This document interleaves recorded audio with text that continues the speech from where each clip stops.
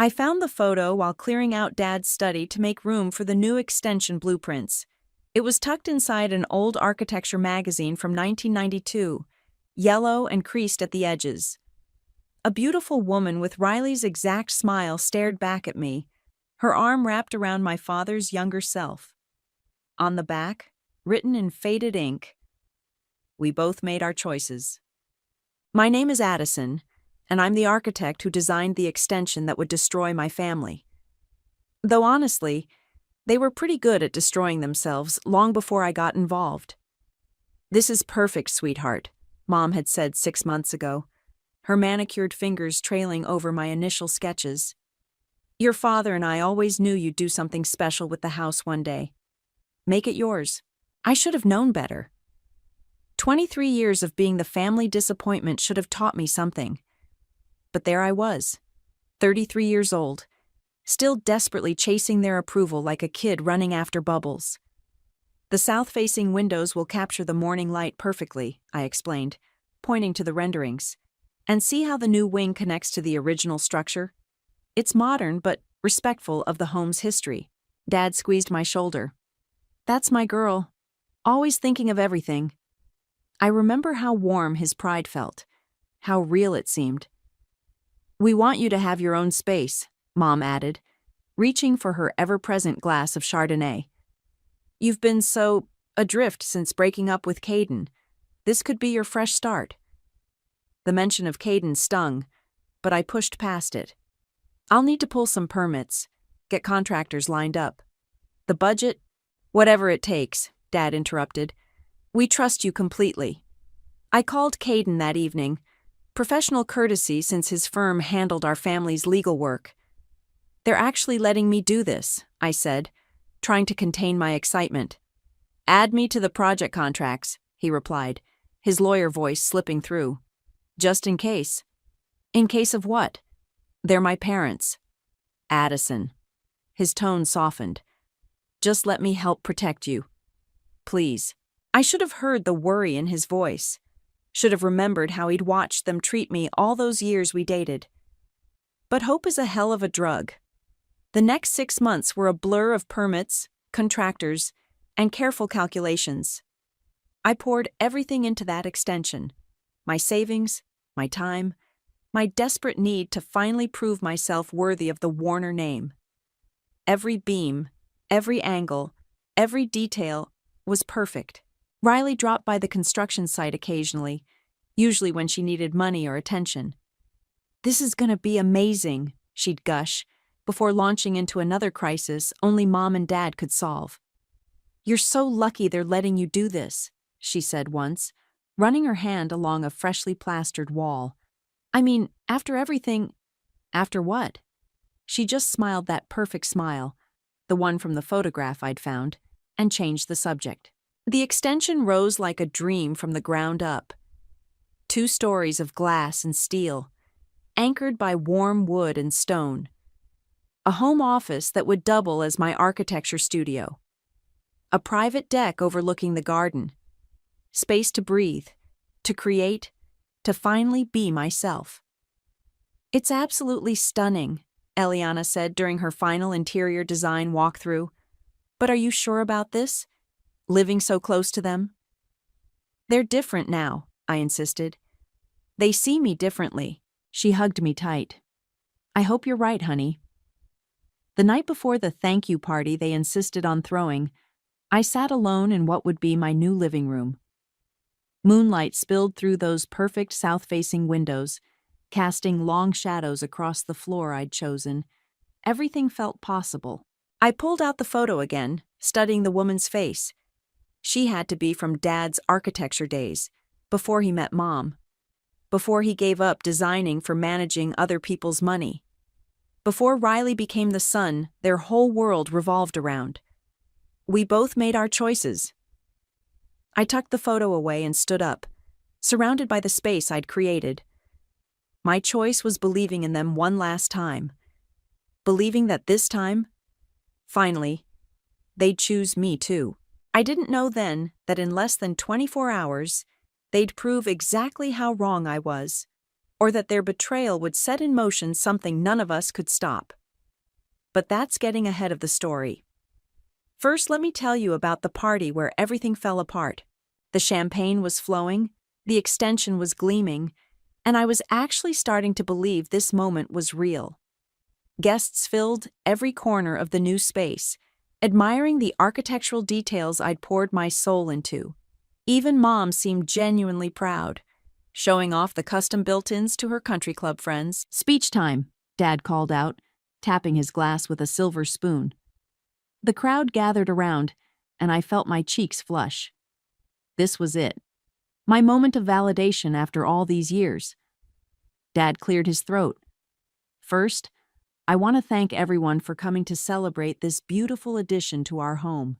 And of course, we must thank our talented architect."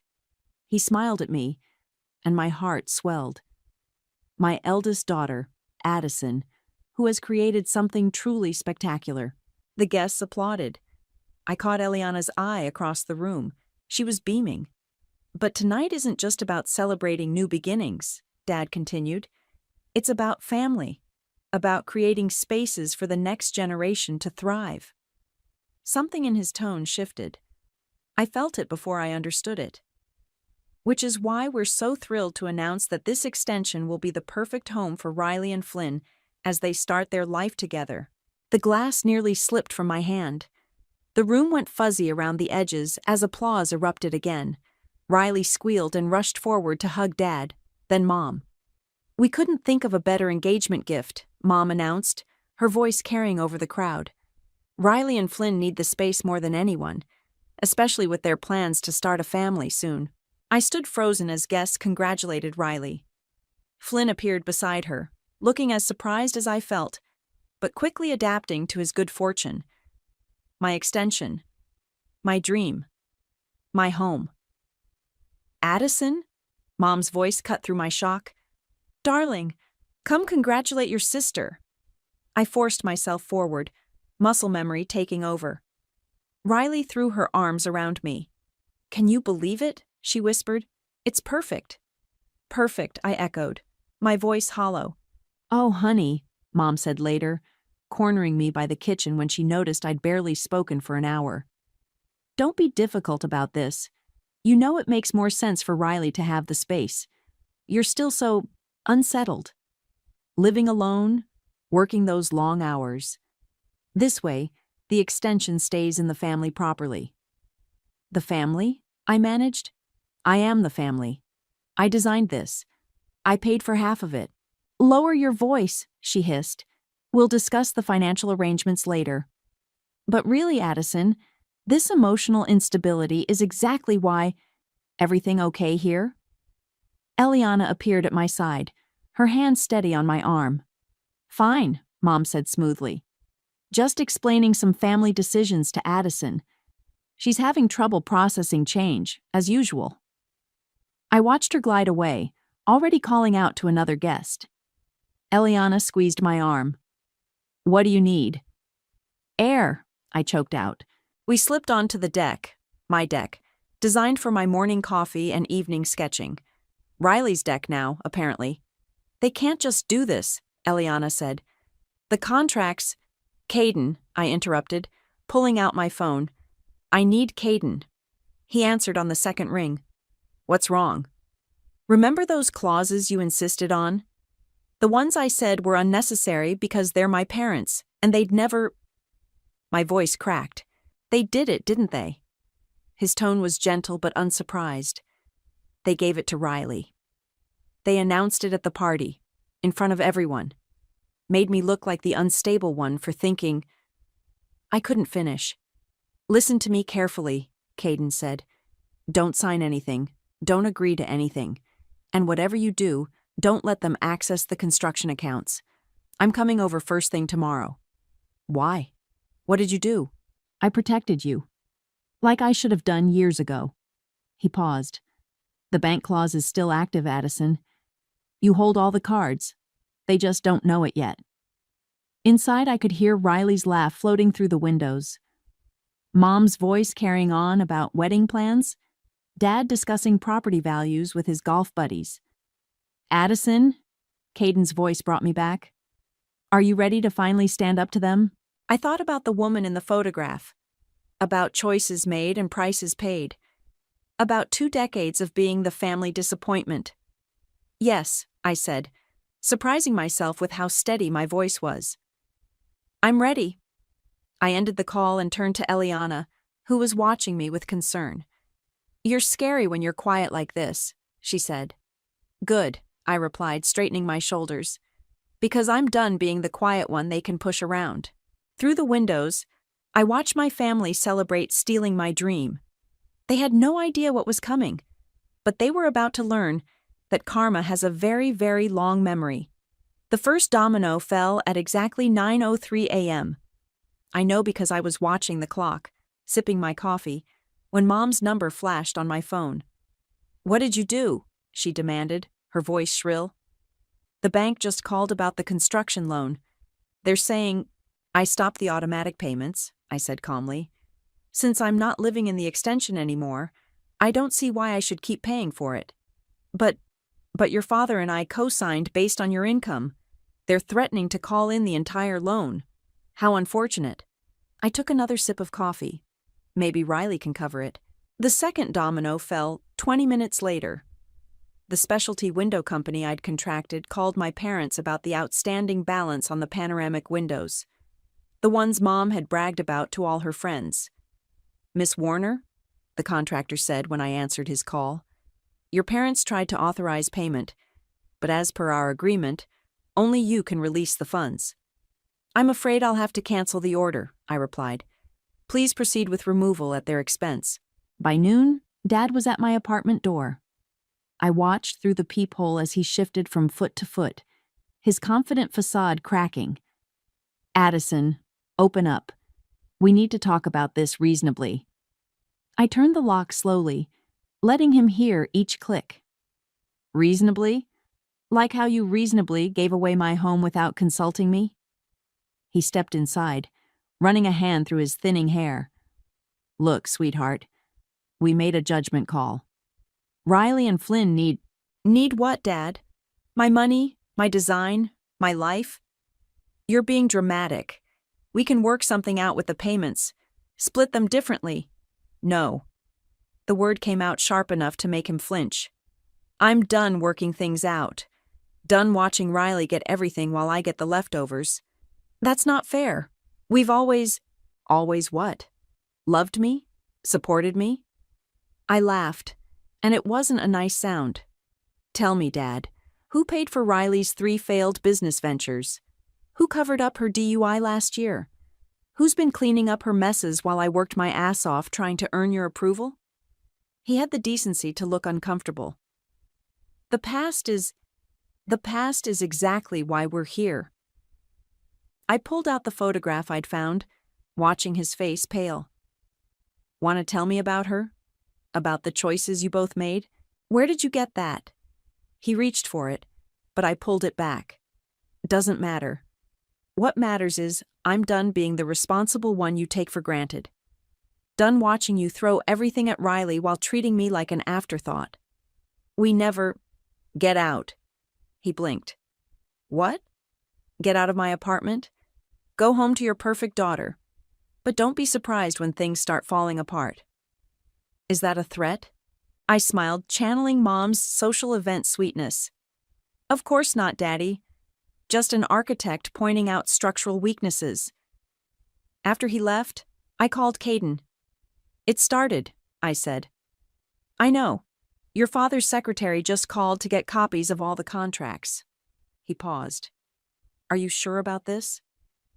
They're already calling me unstable, unreasonable, dramatic. Might as well give them a reason. Addison, did you know about the DUI cover-up? He sighed. Yes. Your parents paid off the officer. Riley walked away clean, as usual. Not anymore. I opened my laptop, pulling up the carefully organized folders I'd been compiling. Nothing stays buried forever. By evening, the third domino fell. The interior design firm pulled their custom pieces, citing breach of contract. The smart home system went dark. The landscaping company canceled the garden installation. Riley called, screaming about how I was trying to ruin her life. I let it go to voicemail. Mom texted, "We raised you better than this." I replied, "No, you raised me to be exactly this calculating. Congratulations." Eliana brought dinner and concern. "This feels dark for you," she said, watching me work through emails. Maybe I'm tired of being the light one. I showed her the growing list of financial discrepancies I'd uncovered. They've been playing games for years. Time they learned someone else knows the rules. And after, when it's all burned down? I thought about the woman in the photo, about choices and consequences, about the weight of family secrets. Then I'll build something new, I said. Something honest. My phone buzzed with another angry message from Riley. I deleted it without reading. "You know what the funny thing is?" I told Eliana. "They think this is me being destructive. They don't realize it's me finally constructing boundaries." Outside, the sun set on day one of what I'd come to think of as my renovation project. Not of buildings this time, but of truth. And like any good architect, I had every step planned out. Tomorrow would bring the fourth domino. And with it, the first real crack in Riley's perfect facade. The crack in Riley's perfect world started with a text from Flynn. "We need to talk." I watched through my office window as they argued in the parking lot below. Riley gesturing wildly, Flynn shaking his head. When she tried to grab his arm, he pulled away. "What do you mean you're done?" Riley's voice carried up to where I stood. "You can't just—" "Can't what? Walk away from a lie?" Flynn ran his hands through his hair. "You told me you owned that extension, that it was your investment property we'd build our life on." "I never said—" "Save it. Your sister's lawyer sent over the ownership documents, along with some interesting bank records." He laughed bitterly. "God, I'm such an idiot. 3 years of believing your stories." Riley's voice turned sweet, cajoling. "Baby, please. We can figure this out. Daddy will—" "Your daddy can't fix everything, Riley. Not anymore." I smiled as he drove away, leaving Riley standing alone in the fading sunlight. Right on schedule. The next morning, contractors arrived to remove the custom lighting fixtures. I'd given them explicit instructions. Take everything that wasn't fully paid for. Riley called 7 times while they worked. I let each call go to voicemail. Then social services showed up. "We've received reports of unauthorized occupancy and potential permit violations," the inspector said, flipping through her paperwork. "The zoning application lists this as a single-family dwelling, but we have complaints about it being used as a rental property." Mom tried smoothing it over with her usual charm. "There must be some mistake. This is simply a family matter." "A family matter involving fraudulent permit applications?" The inspector raised an eyebrow. "That's a serious offense." I watched from my car across the street as they toured the property. Mom's smile grew more strained with each note the inspector made. Riley found me at my office later that afternoon. She looked terrible. Mascara smeared, designer outfit wrinkled. "You're trying to destroy my life," she accused, barging past my secretary. "Funny. I thought that was your specialty." I kept typing, not looking up. "What's that supposed to mean? Remember that car accident when you were 18? The one I got blamed for?" She went very still. "How did you find out you were actually driving?" Amazing what people remember when offered the right motivation. The valet from the country club was very chatty. "That was years ago." "Yes. Years of watching you get away with everything while I paid the price." I finally met her eyes. "How's karma feeling, sis?" "You think you're so perfect," she spat. "So righteous. But you're just jealous because Mom and Dad love me more." I laughed. "Love you? They don't even know you. But they're about to." "What does that mean?" "Check tomorrow's local news. Business section." Her face went pale. "You wouldn't?" "Already did? Those loan applications you forged?" The ones Dad covered up? Anonymous tips are fascinating things. She lunged across my desk, scattering papers. "You bitch!" My secretary appeared instantly. "Should I call security?" "No need." I stood calmly. "My sister was just leaving. Weren't you, Riley?" She straightened, trying to gather her dignity. "This isn't over. Actually, it is. But hey, at least you still have Mom and Dad's love, right? I'm sure that'll pay the bills." After she stormed out, Eliana called. "Just saw Riley leave. You okay?" "Better than okay. Did you get the records I asked for?" "Yeah, about that." She hesitated. "There's something else in them. Something about that woman in the photo." My heart skipped. "What?" "She filed a paternity suit against your father in 1993. It was sealed, but what?" "The timing, Addison. It lines up with Riley's birth." I sat down hard, pieces clicking into place. The photo, the choices, the way Dad always gave Riley everything she wanted, like he was making up for something. "Send me everything," I said. That night, I drove past the house. The extension sat dark and half-empty, stripped of its luxuries. Through the windows, I could see Mom and Dad arguing in the kitchen. Riley was nowhere in sight. My phone buzzed with a text from Caden. "News story runs at 6 a.m. Last chance to pull back." I thought about 18 years of taking blame for Riley's mistakes. About the accident that nearly ruined my life while she walked away laughing. About the extension that was supposed to finally make things right. "No," I texted back. "Let it burn." I drove home to my apartment, to the files Eliana had sent, to the truth about Riley's real father waiting to be uncovered. Tomorrow would bring more dominoes, more cracks, more carefully orchestrated chaos. But for tonight, I sat with the satisfaction of watching my sister's perfect world crumble, one precisely calculated piece at a time. "Her name was Margaret Taylor," Eliana said, spreading the old newspaper clippings across my coffee table. "She was an interior designer your father worked with in the early 90s. I picked up a yellowed society page photo. Margaret at some charity gala, radiant in black silk, the same smile as Riley, the same eyes. And she was married to Wilson Taylor." Eliana pointed to another article. "State senator at the time, now running for governor." My hands shook as I read the sealed court documents she'd somehow obtained. The paternity suit was filed 3 months before Riley was born. And disappeared 2 weeks later, along with any record of Margaret in your father's life. Eliana sat back. "Your mom must have known." "Known?" I laughed harshly. "She orchestrated it. Look at the dates. She and Dad got married exactly 1 month after the suit was dropped." Jesus. "Remember that DNA test Riley did a few years ago? The one Mom dismissed as unreliable when Riley started asking questions about her genetic heritage. She's been covering this up for decades." I stood, pacing my living room.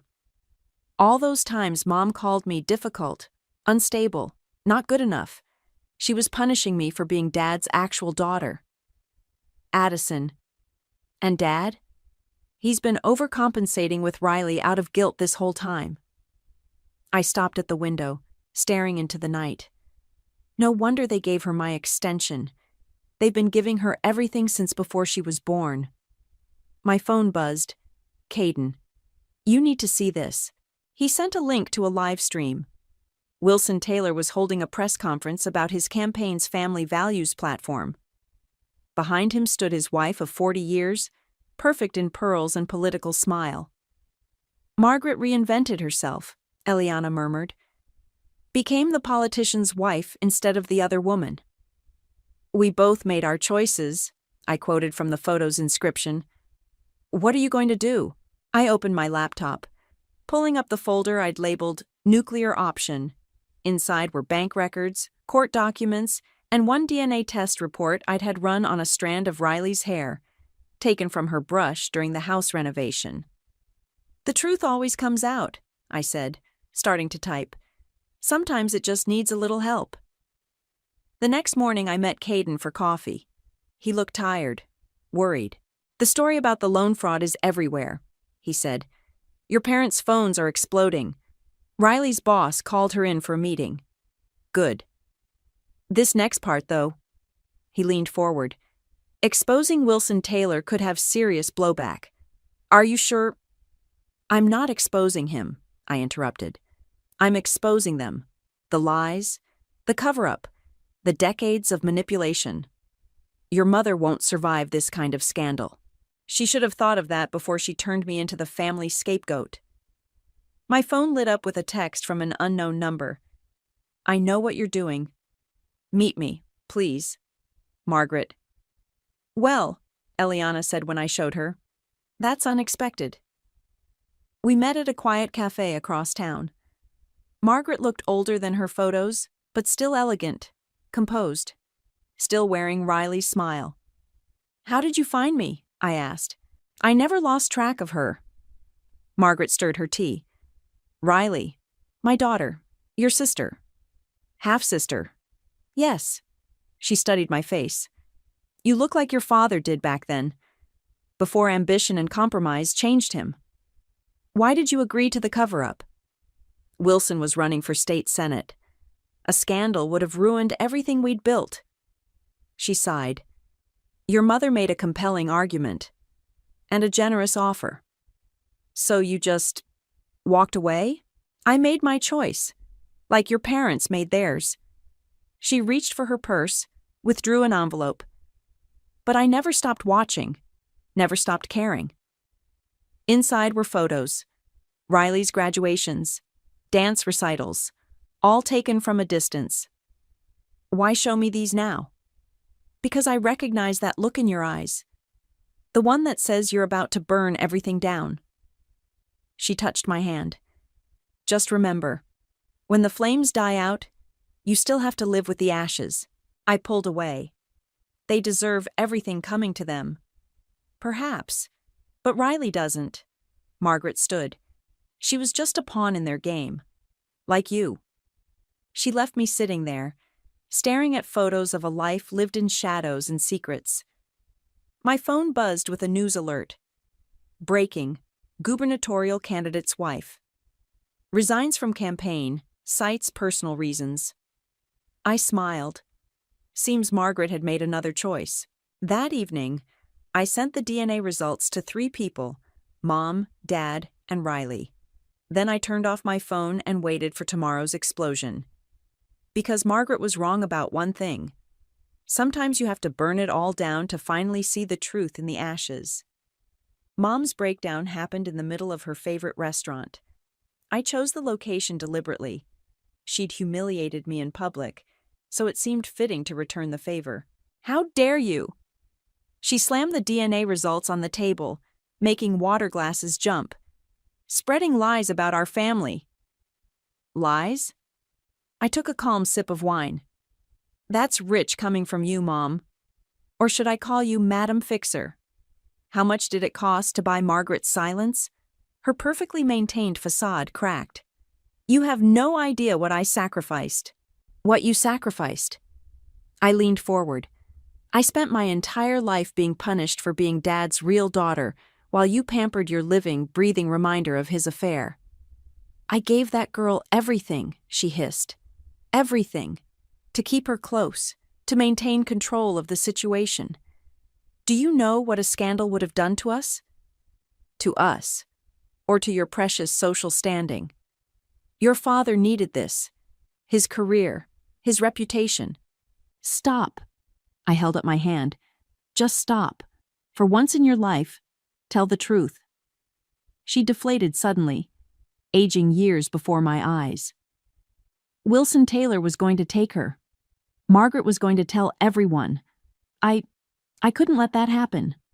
So you bought them off, forced Dad to raise Riley as his own. And look how well it worked. She laughed hysterically, drawing stares. Perfect Riley. Golden child. Living proof that money can buy anything, even family. Mom, but you. Her eyes narrowed. You were always there. watching, judging, looking so much like your father it hurt, reminding me every day that I wasn't enough for him. That's not my fault. No? She grabbed her purse, standing unsteadily. Then whose fault is it that you're destroying everything I built, everything I sacrificed for? You destroyed it yourself. With every lie, every manipulation, every time you made me feel worthless to protect your precious image. She slapped me. The sound echoed through the hushed restaurant. Mrs. Warner. A waiter rushed over. I'm going to have to ask you to leave. I touched my stinging cheek as she was escorted out, head held high even in disgrace. My phone buzzed. Eliana. Riley's at the house, she said without preamble. She's not taking it well. I drove there faster than I should have. Smoke was visible from 2 blocks away. Riley stood in the extension's main room, surrounded by broken glass and overturned furniture. In her hand was a burning piece of fabric, the custom curtains I'd designed. Going to stop me? She asked, voice eerily calm. No. I pulled out my phone, started recording. But I am going to document your mental breakdown. For insurance purposes, of course. Insurance? She laughed. You think that matters now? Nothing matters. My whole life is a lie. She dropped the burning curtain onto the hardwood floors I'd selected so carefully. My father isn't my father. My mother isn't even my mother. She's just the woman who bought me. Riley grabbed a vase, hurled it at the wall. And you knew. You let me find out through a fucking DNA report. Like you let me take the blame for that car accident? Or how about when you told Mom I was unstable after Caden and I broke up, right before you tried to date him? That's different. No, it's not. I kept filming as she paced, unraveling. It's all the same pattern. You take, you lie, you destroy, and everyone else cleans up your mess. Shut up. She grabbed another curtain, lit it with her cigarette lighter. Riley, stop. Or what? You'll tell Mommy and Daddy? Newsflash, sis.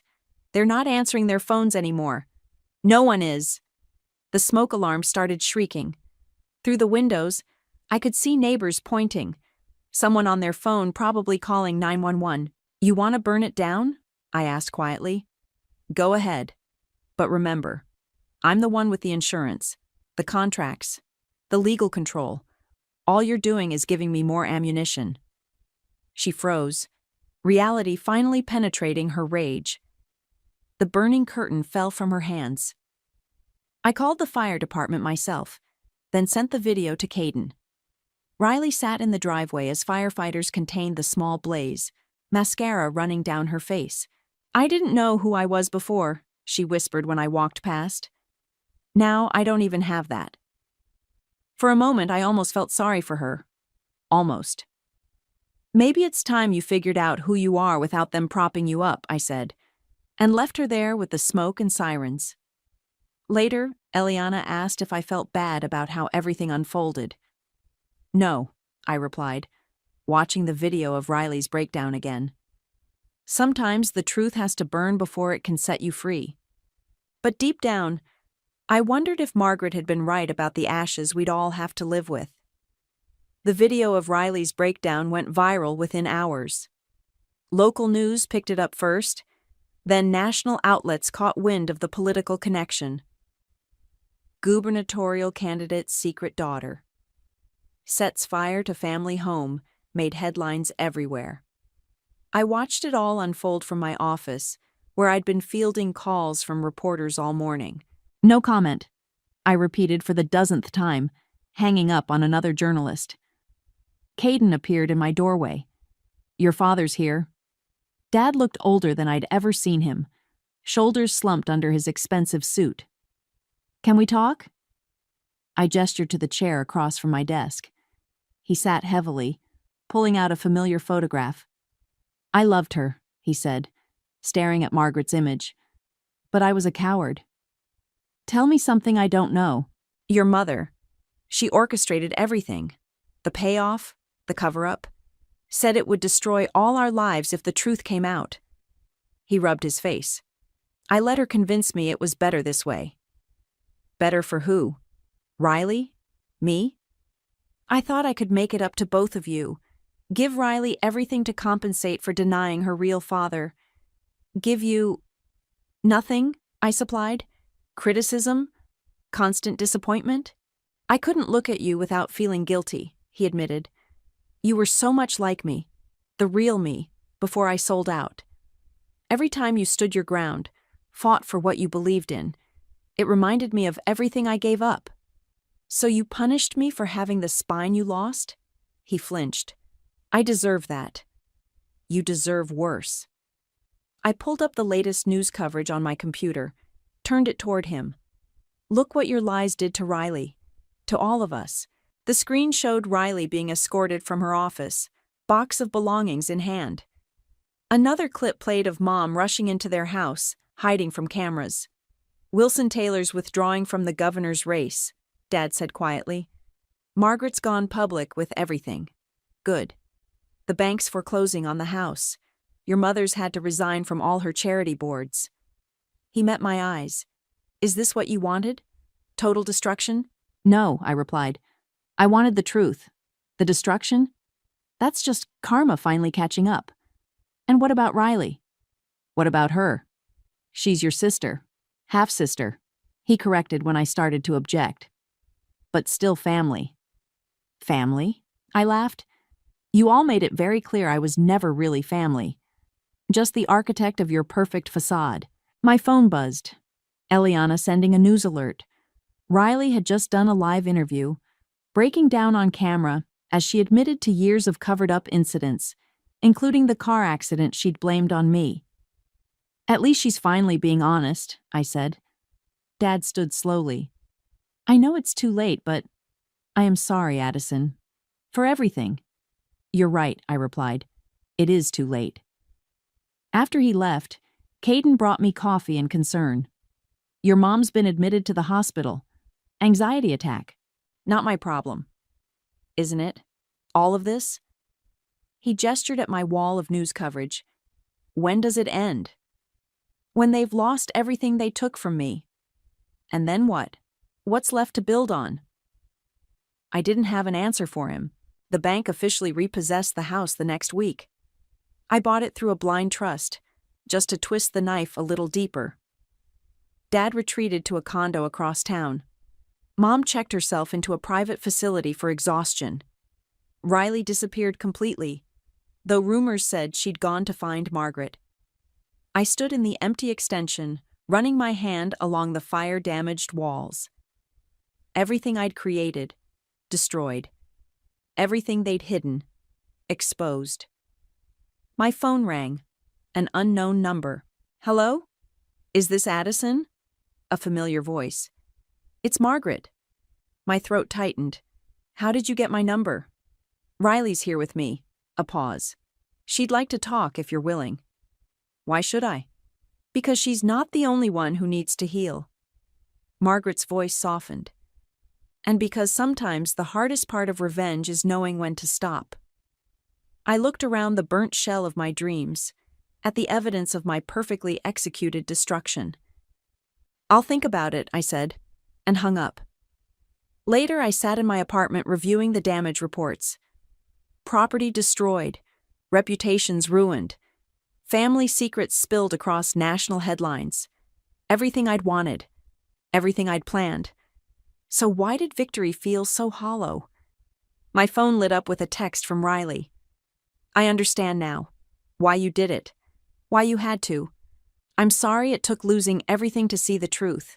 I stared at her words for a long time, thinking about Margaret's advice, about karma and consequences, about the cost of being right. Finally, I typed back, me too. It wasn't forgiveness, but maybe it was a start. The letter arrived on a crisp autumn morning, just as I was finalizing plans for my new architectural firm. Riley's handwriting, still perfect despite everything. Dear Addison, I'm not writing to ask forgiveness or to make excuses. I'm writing because after months of therapy with Margaret, I finally understand what it means to live honestly. You were right about everything. The car accident, the manipulation, the way I let them turn you into the family scapegoat while I basked in their toxic love. I was awful, and I'm not asking you to forget that, but I am asking you to know that I see it now. All of it. The damage we did, the person I became because of their lies, the sister I lost because I was too selfish to be one. Margaret's helping me build something real for the first time in my life. No shortcuts, no lies, just hard work and truth. Maybe someday you can show me how to do that too. Riley P.S. I kept the photo of Margaret and Dad. Seemed right that I should finally have something honest from my real father. I folded the letter carefully, tucking it into my desk drawer. Through my office window, I could see Caden crossing the street, coffee cups in hand. "You're here early," I said when he entered. "Big day." He set a cup in front of me. "The contractor needs final approval on the community center designs." I smiled, spreading out the blueprints we'd been working on together. A project born from the ashes of revenge, turning the family home into a space for healing, for second chances. "Did you see the news?" Caden asked carefully. "Your mom's being released today." "I know. Dad called yesterday, asking if I'd visit her. Will you?" I traced the clean lines of my latest design. I told him I'd think about it, but I'm not ready for their version of family anymore. "And what version are you ready for?" Before I could answer, Eliana burst in. "Sorry I'm late, but wait until you see these interior concepts for the center's therapy rooms." She spread her sketches across my blueprints, and suddenly I was surrounded by the people who'd stood by me through everything. No conditions, no manipulation, just support. "This is the version I'm ready for," I told Caden, watching him smile. My phone buzzed with a text from Margaret. "Riley's first design project got approved. Thought you'd want to know." I stared at the message, remembering the girl who'd once taken everything from me, who was now building something of her own, the hard way. "You okay?" Eliana asked. "Yeah." I picked up my coffee. "Just thinking about how karma works both ways. Sometimes it destroys. Sometimes it rebuilds." Speaking of rebuilding, Caden pulled out a folder. "The Community Center Board loved your idea about the mentorship program for young architects." "They should," Eliana chimed in. "It's brilliant. Taking something broken and turning it into something that helps others heal. That's pure you, Addison." My phone buzzed again. Riley. "Starting my first solo project next week. Scared, but doing it anyway. Learned that from you." I thought about responding, but some bridges need time before they're ready to be crossed. Instead, I turned to my blueprints, to my chosen family, to the future I was building on my own terms. "Let's get to work," I said, picking up my pen. "We've got something important to build." Eliana squeezed my shoulder. Caden's hand found mine under the table. Outside, autumn sunlight streamed through my office windows, illuminating the fresh pages before me. This was my revenge. Not the destruction of my old family, but the construction of something stronger, something real. I opened my drawer one last time, looking at Riley's letter. Then I closed it firmly and turned to my designs. Some people spend their lives seeking approval. Others spend their lives taking revenge. But I'd finally learned the truth. The real power comes from building something that needs no approval but your own. "Ready?" Caden asked, watching me sketch the first line of our new project. I thought about Mom in her private facility, Dad in his empty condo, Riley finding her way with Margaret, about karma and choices and the foundations we choose to build on. "Ready," I replied and meant it. Because sometimes the best revenge isn't about burning bridges or settling scores. Sometimes it's about building something so beautiful, so honest, that the people who hurt you have to live with knowing they'll never be part of it. And that's a foundation I could build on.